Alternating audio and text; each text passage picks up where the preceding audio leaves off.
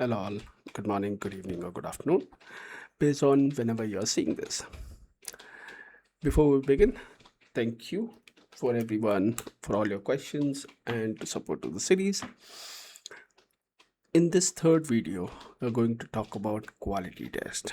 In the previous videos, if you haven't seen those, I'll suggest you to go back to the playlist and look at the installation one and then the quality inspection results, because now we are going to see what quality inspection results are and how you can use them.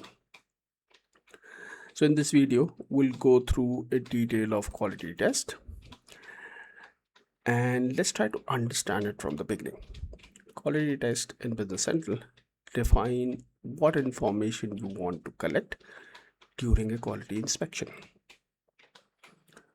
What we'll do in this video is we'll create quality text, explore the available test types, what kind of different tests you can do, and how you can configure the result conditions. And then in the future videos, we'll see how you can club up these quality tests. As I said earlier, this is the part of Quality Management in Business Central 28 series, where you can explore the quality management extension step by step. So a quality test is a reusable definition that describes what data or information should be collected during a quality inspection.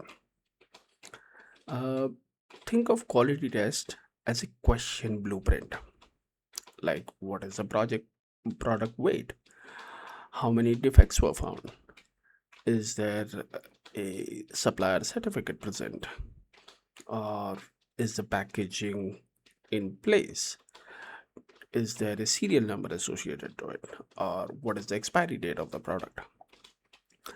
So once you create these quality tests, it can be reused across multiple templates.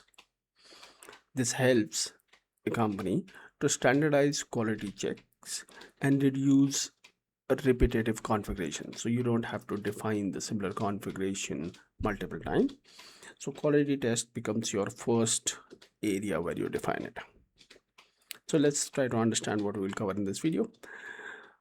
We'll understand what a quality test is, what quality tests are, why quality tests are reusable, how you create a quality test, and different type of test values, allowed values, default values, do you have unit of measures or not, what result conditions are there, passing and failing criteria of the test, and then in the future video we'll see how you use these tests.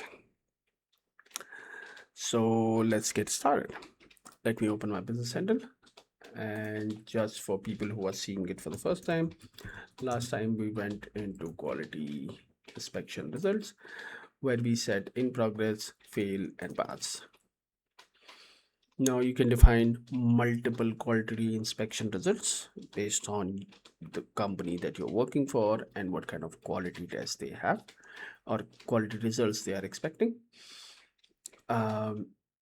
Anything that has a result visibility promoted will be available on the quality test window. And if you haven't seen more, go back to the previous video. But today we'll talk about quality test. I have some pre-configured, but don't worry, we'll talk about each of them as we move forward into it. So let's first try to create a new quality test and see what options we have. So as I was talking about, that there are different type of test value types. As you can see here, there are in total 10, 1, 2, 3, 4, 5, 6, 7, 8, 9, 10 different type of test values that you can use while creating a quality test.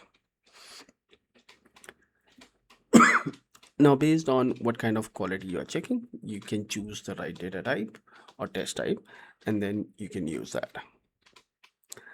So let's try creating a quality test. Let's say I create something called as prod weight. That's the code that you need to give for any record, which is the primary key in this case. And then you need to define a description. Let me copy paste it from a notepad if I have it somewhere. Yes.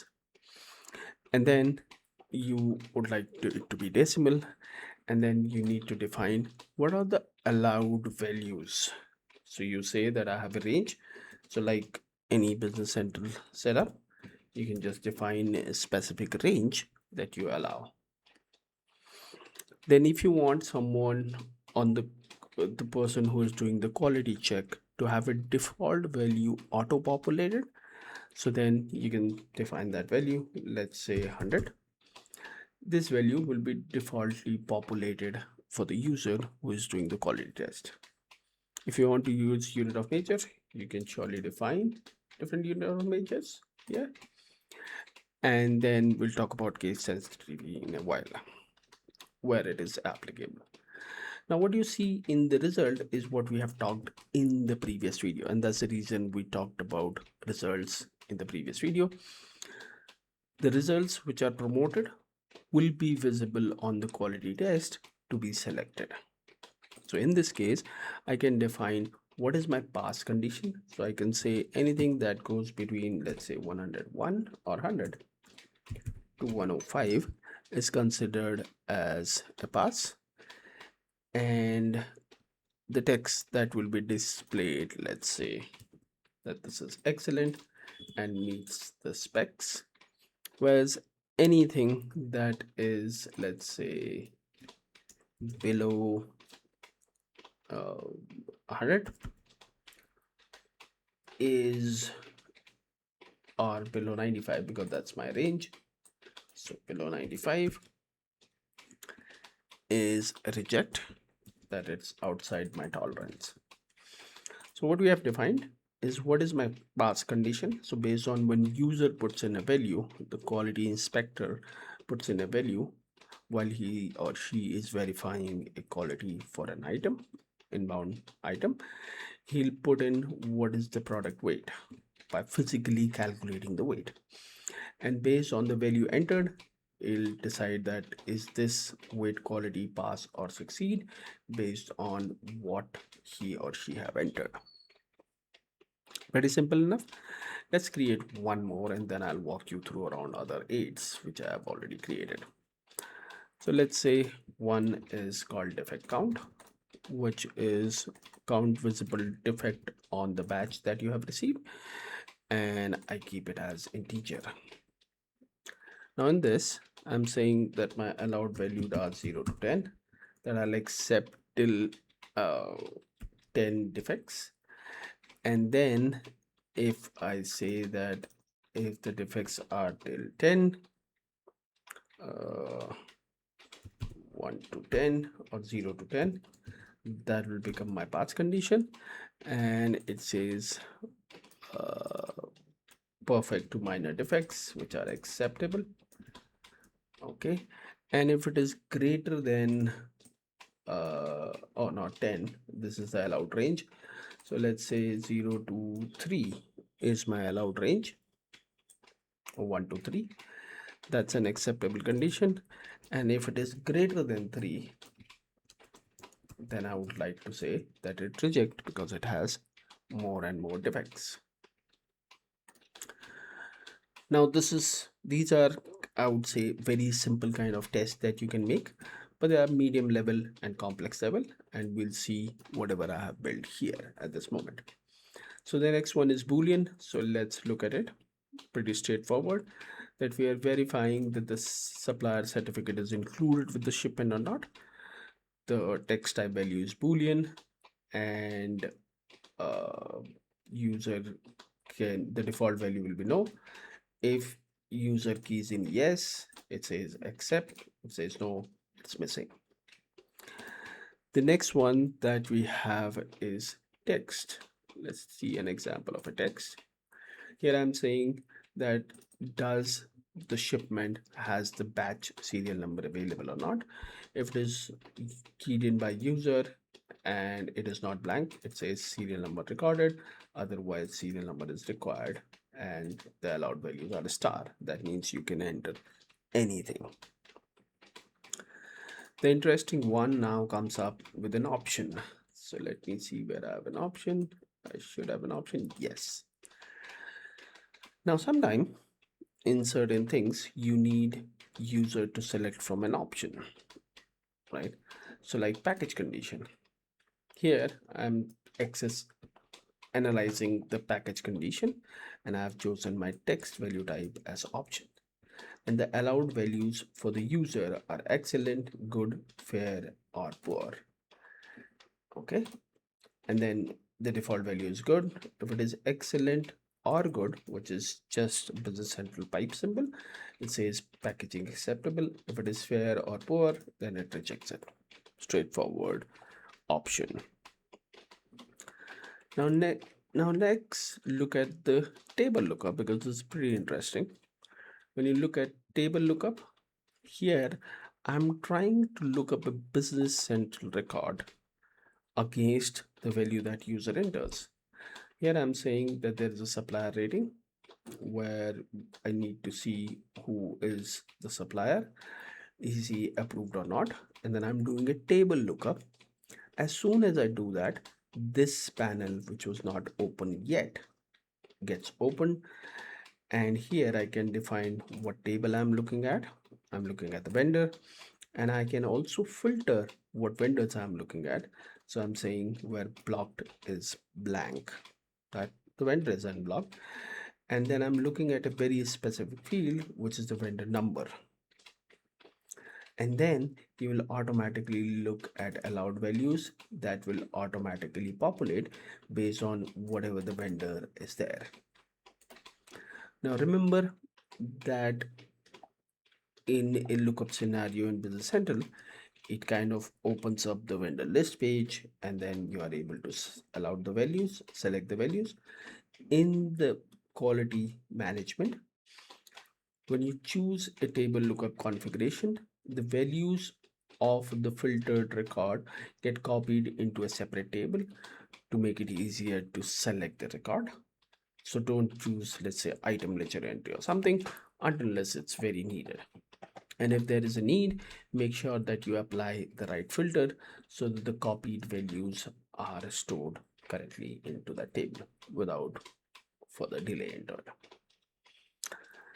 Okay, so we've seen table lookup. Let's look at date and time. Date and time, I'm just asking that is the date and time entered by the user or not, and it checks that the manufacturing date or time available or not. Now there is a date only. So if you would like to check the date is expiry date is mentioned on the item or not, then you can use the date where you can just do the checks and all as is. Next is label. Now this is something which is not used for quality test. A label of a quality test of that label is used to display that label in the report of quality related reports. So if you have certain labels in the middle, you would like to place them, you can just place them as quality test and they'll be automatically approved. There's nothing need to be changed on those scenarios. Now the interesting part, which is the most complex thing into the quality test, is an advanced formula which happens with a text expression. Now in the text expression, as soon as you choose text expression, the expression formula opens up. So if you look on everything else, it was disabled, but only when you choose text value type as text expression, it loads in. Now think of it as a dynamic tolerance calculator, right? That I'm dynamically would like to calculate a tolerance of an item, in this case, or weight in this case. So I'm checking the acceptable range based on the input value. And now in the expression formula, you'll notice that I've used prod weight into 0.005. So what I'm saying is I'm calculating the acceptable range based on the weight, and then I'm giving it a tolerance of plus minus 5, more or less. So what happens when this test runs? It checks the quality test, which is the prod weight, and whatever the value entered on the product weight is get multiplied with whatever, or whatever formula you want to use is calculated at the runtime, and then that value is used as a test. Now we know that the output of this will be a numeric value, so I can then change my condition. So let's say this is if the my weight, I'll have to check what my prod weight was. My prod weight is 95 to 105, and my acceptable value is 100 to 105. So what I can do in my text expression is I can say this into this, and that gives me a range of let's say 100 to 106 as tolerance, and if it is less than 100, then I'm saying that it is outside tolerance. So based on these types, you can define what or how you want to do it. Now there might be a different scenario which you haven't discussed, so of table lookup. So let me take an example there. Okay, here I'm saying that I would like to check the quality, or I would say it item quality, and item quality parameters. Now I would like to do a table lookup, but then I don't have a table lookup where I can refer to it, let's say quality table or something like that. To solve those situations, what Microsoft have done in the lookup table number, the by default value that you see is 20408, which means that it's a quality test lookup value where you can define different values based on what options you want. So what I can say here, and then there are field lookup also. So you can choose the value, the description, and then the custom fields if needed. Now to define it, you need to go into allowed values. That populates a quality test lookup values, and I can say that value is, let's say, good, fair, bad. Okay. This is good, this is fair, and this is bad. Now you also have flexibility to define all these fields, because whatever the values that you define here, then you can choose that field here. Because I have chosen value, what I see on the allowed value as bad, fair, and good. But if I choose a different field, then I need to have the values in that field. So let's say if I choose custom 1, it says empty because the custom 1 is empty. So I can define bad, fair, for example. Go here again, and then you'll notice because the custom field 1 is referred. So this is a dynamic lookup table built for you to make it easier so that you can use it. Now with these different kind of tests that you have created, you'll be, and then surely there will be a test of pass condition, like if it is good or if it is bad, then that's a false, and acceptable and not acceptable. Okay. So with this different kind of test, you'll be able to define what kind of checks and balances you need, and then you will be able to define how you want to test different scenarios that you have. Hopefully this session clarifies what kind of different quality tests you can build and how you can define the different result conditions that you have. If you have any questions, feel free to add that into the comments. As I'm currently doing this series, it's easier to answer that questions rather than later. And I'll see you sooner than later into the next video. Hopefully we're going very close to start using quality tests as we set this up. But if anything that is confusing, let me know into the comments. I'll see you sooner than later into the next video. Till then, keep learning and keep sharing whatever you're learning. Thank you and have a nice day.